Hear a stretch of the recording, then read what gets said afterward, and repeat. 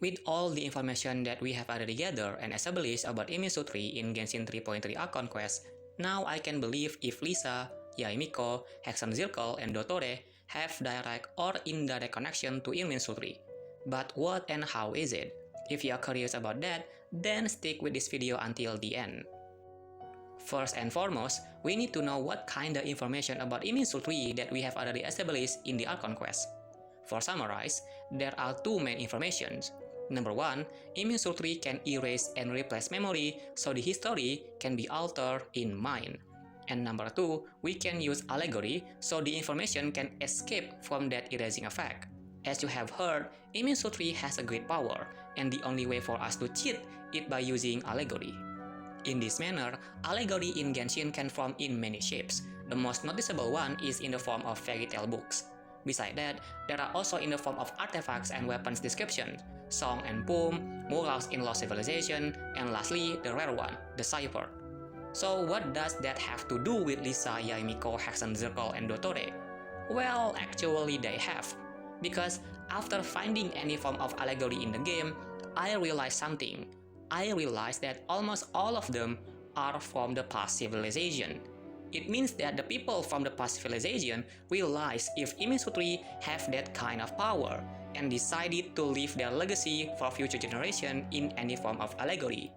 Then it raised a question: is there a person or a group that is currently active to do this allegory, and even beyond that, in this context, actively investigate Imisutri? The answer is so obvious. There is. And that person or group are Lisa, Yaemiko, Hexen Zirkel, and Dotore. That is the name that I can think of right now. You can also say if Venti participate in this manner, but for now, let's stick with these four names. So, what do they do exactly? Let's break it one by one. Our first subject is Lisa. Lisa, or Witch of the Purple Rose, despite her absence in almost all important big events like Archon Quest later on, she still holds an important role in Genshin Impact story, more specifically in a background manner.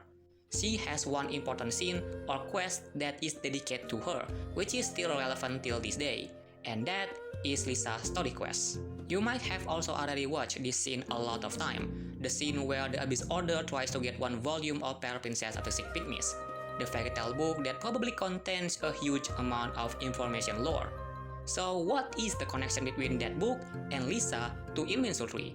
Well, as we already know, the fairy tale books in Genshin right now have a huge value.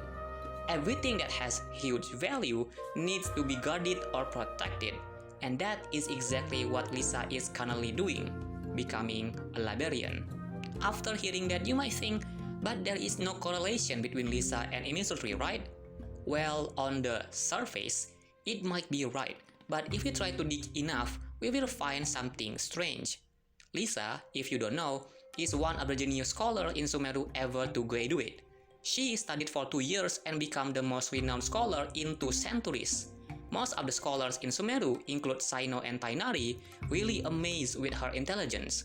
So you can imagine how smart she is. Besides that intelligence, Lisa is also a powerful mage in the lore. Then a question arises: with all of that power and intelligence, why does Lisa Minchi choose to be a librarian? At first glance, we might think it is because she is lazy. That's it. But what if it is not the case? Albedo even asked the similar questions. Listen to this voice line about Lisa. Lisa? I always am impressed by the valuable perspectives she brings to discussions. But is a person with her talents satisfied with such a basic occupation as librarian?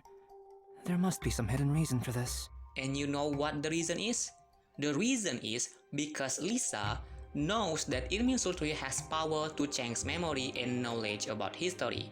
And that is why she chose to become librarian, to protect books, especially the fairy tale ones, from anyone that has a bad intention with it. This is also reinforced by the fact that Lisa really keeps an eye on fairy tale books that she has in Library of Night of Avenius. Even Travel voice line reinforced this thing. About those books in the restricted section that Lisa mentioned, have you ever wondered what sort of books might be kept in there?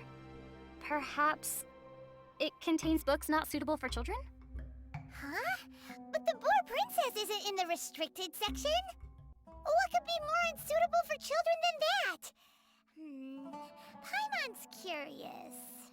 But how does Lisa know about such a thing? That is a pretty good question. Well, in the story and lore, Lisa is one of the characters that has a huge red flag. This red flag comes from the statement in Mona voice line about Lisa and in Lisa character story 5, which probably state like this: the more knowledge you gain, the more things you need to sacrifice. With that statement, I personally believe within 2 years she was in Sumeru, she did something to trade off. She sacrificed her lifespan to gain knowledge about Imisutri power. If you think that idea is far-fetched, then I will remind you that in Sumeru Archon Quest, Nahida ever said that there is a legend to trade off knowledge with something else to the God of Wisdom. Nahida even trades her Gnosis off with knowledge about the fake sky with Dottore. So yeah, trading knowledge off is a normal thing in Sumeru. And for the details, how did Lisa do that? Well, I don't currently know. Besides that, there is also a chance if Hexam Zirkel tells her about that kind of information. Even though Lisa is not part of that group, there is still a chance, because we know that Alice is one of the members of Hexam Zirkel who also stays in Mondstadt. Speaking of Hexam Zirkel, how about we go to the next sections and talk about that group? In summary, Hexam Zirkel is a group of witches that have one main goal, to conduct Imisutri exploration. And for its member, well, it is still unclear how many and who they are. But for the sake of this video, let's say if their members are Alice, according to Barbara character story, Mona, according to Lisa voice line about Mona, Mona Master because her connection to Mona, Rindol Deer or Gold because she seems pretty close to Alice, and lastly, Skirk because according to Tatalia, she currently is living in the depth of the abyss, which also has some connection to Imisutri. So what do they actually do then? As I mentioned earlier, it is about Ilminsultri exploration. In this context, exploration has more than one meaning. It is not always all about traveling, but also can be considered as study, investigation, observation, analysis, and so on. So basically, Hexam Zirkel is trying to understand Ilminsultri by doing many things that relate to it. Then what do its members do? Actually, we can divide that into 3 categories based on what that study they are focused on. They are past studied, present studied, and future studied. Past studied, as the name implies, is all about knowledge in the past. This field is really suitable for Rindoldir and Skirk. Rindoldir most likely focus on what she can do with the past knowledge and experiments with it, which is it has something to do with Ilmisutri and the Abyss power. And we have already known together if her result about that knowledge produce a huge catastrophe and monster like Durin and Golden Wolf Lord. Even though Albedo technically is one of her nice creations, but still. About Skirk, well, if Rindoldir focus on experiment, then Skirk takes on the exploration itself, more specifically, exploring the effect of Imisutri in the depth of the abyss, especially in the past reign of civilization, as well as learning their technology and magic power. We can see that magic power through Tataria, the Foul Legacy. If you don't know, Tataria Foul Legacy was not originally from himself, but rather thought by Skirk. Next, the present studied. The best candidate for that field is none other than Alice herself. In my view, the main job that Alice has is to cross-check the present history. We all already know if Imisutri can mess up knowledge about history, right? Then logically, there should be a person or group who can cross-check that. From what we observe so far till this moment, Alice really likes to travel across nations to gather information. It really gives us hints if the reason why is Alice currently traveling is because she wants to check if the history in that place or nation has changed or not, by simply finding loopholes or paradoxes in that history. Lastly, the future studied. With the hydromancy and their ability to read star and constellation, it makes Mona and her master fall into this category. For now, I think their main goal is to check what could possibly happen to the future history with the present knowledge. Because we need to remember if the stars and constellation in the sky of Tevat are rocks that contain memories, which is also possibly part of Imisutri. It means that Mona and her master can read what Imisutri can store and its prediction for the future. That being said, their knowledge about Imisutri is probably more beyond what expected, which is kinda obvious this is their field. We still have 2 names left here, They are Yae-miko and Dotore. You might be confused why I put Yae-miko here, but let me explain for a moment. Our goal in this video is to find who is currently active to do allegory or save information from Iminsu 3 erasing effect, right? If so, then Yae-miko has all the requirements we need. Yae-miko is related to Sacred Sakura and the owner of Yae Publishing House.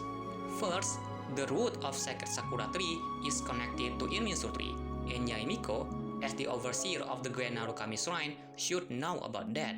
Therefore, Yae-miko most likely knew several things about Irminsu tree capability. Plus, with her age nearly or even equal 500 years old, Yae-miko with her sneaky intelligence probably knows that history can be changed, right? Surely. Secondly, I suspect that Yae-miko built the Yae Publishing House for a reason. Yeah, on the surface, she really likes doing business and making profit. But if we think about it more with the new context we get now, well, it becomes more suspicious, don't you think? Yae Publishing House focus on publishing light novel, and light novels, as we know together, is a fictional book, which means to fall into allegory. So, what if the real reason why Yae-miko built Yae Publishing House and produced many light novels is for recording and converting the present event or history into allegory so it cannot be changed by Irminsu 3? And now, lastly, about Dotore. What is the connection between Dotore with the event in Genshin 3.3 Archon Quest, especially with Irminsu 3 erasing effect? Does Dotore get the same effect? If he doesn't get the same effect, then how can he escape that? In my opinion, Dotore is one of the many keys for Fatui to know if knowledge about history has already changed or not, and it's all connected to Dotore segments. From what we know from Sumeru Archon Quest, Dotore has knowledge and ability to create segments of himself using different points of his life as a basis. So my understanding about Dotore segments goes like this. For now, I believe Dotore used a branch of Irminsu 3 to create his segments. You can imagine that process like how Luka Devata create Nahida. Not 100% one-to-one comparison, but I guess you get my point, right? After that, we can draw a line like this. This line represents Dotore lifespan. Then we can divide that line into several small parts. As you can see, there are 10 years old, 20 years old, 30 years old, etc. After that, we can take that small part and put it into another container, in this context, a human puppet. And voila, we finally succeeded in making the segments. From that process, you notice that if the way it works is similar to how knowledge is kept into a knowledge capsule, which is being protected. So based on that, my speculation is, by creating and using his segments, Dotore basically already saved the information from the past. If the current knowledge about history changes, then Dotore and Fatui can just ask one of Dotore segments what actually happened back then. But my speculation is still weak because my core idea is Dotore segments similar to knowledge capsule. We still don't know if knowledge capsule can get affected by Irminsu 3 erasing effect or not. If it can, then yeah, my speculation becomes low. But still, this can be a food for thought. So, do we stop it here? Fortunately not, because Irminsu 3 and Allegory are not the only event that make this Genshin 3.3 Archon Quest considered as lore bomb. Do you still remember how Scaramouche got his visions? Yeah, we will talk about vision in part 4 of the video series. If you still have another question or opinion regarding the topic in this video, feel free to share in the comment section down below. Hello Zen here and see you next time.